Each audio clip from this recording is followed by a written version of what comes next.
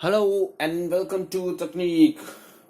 Today, as you might have gone through the title, that we are going to talk about is how to use the Honeywell's Voyager 1250G 1D barcode scanner. This is one of the leading barcode scanner amongst the user because either they prefer Motorola's, that is Zebra's LS2208 barcode scanner, or they go for if they are going for another brand, then Honeywell is the preferable choice for them.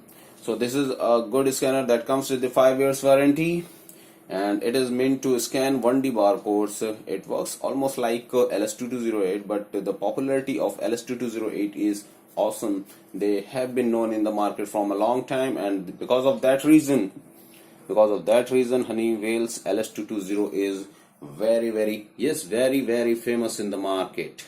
Now today I'm going to demonstrate how you can use this Honeywell's 1250G barcode scanner, 1D barcode scanner. I have a couple of barcodes with me. You can see here, these are the ones which I would be scanning.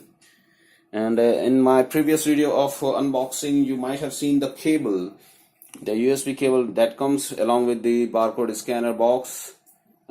This is the USB cable which I have connected to the system through the USB port, and the other end of the USB cable is connected to this this barcode scanner.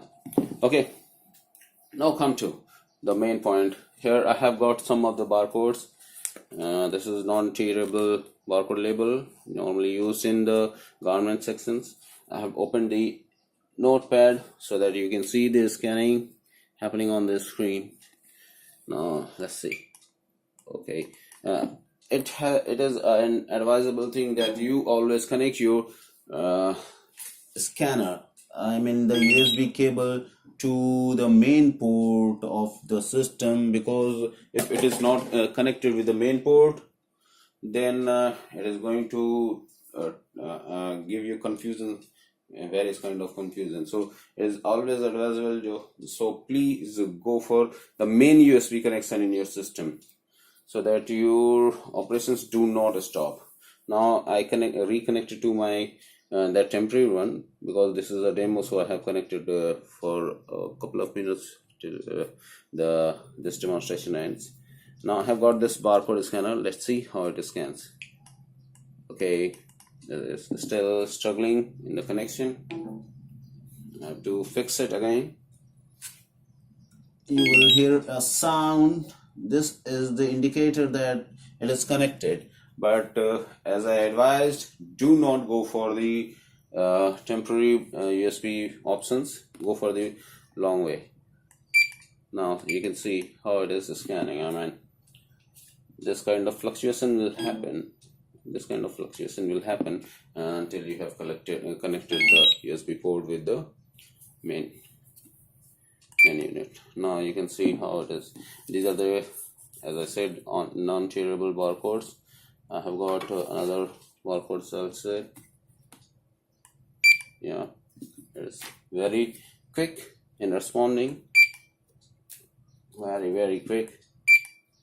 And from a better distance it is scanning. These are the labels which you might have seen at various jewelry stores, the longer and the denser. So this is capable of reading such kind of barcodes, and it is reading in a very fabulous manner. It is very quick to read, and you have to maintain the line, because this line matters a lot. The red beam, you can see, you have to just place it right way. If you are placing it like this, it is not going to read. In the cross way, it is not at all going to read. You have to place it in a 90-degree perpendicularly. Okay, if you want to scan the 2D barcodes, that is not going to be read, because this is not meant for reading the 2D barcode. So you are supposed to use this particular barcode scanner only for the 1D reading barcode.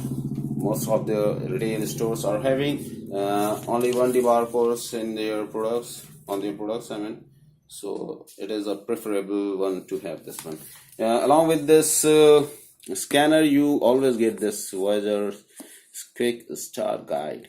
Yeah, if you have lost it, no problem. You can find it on the internet on its website, Quick Start Guide, and through there you can get various codes.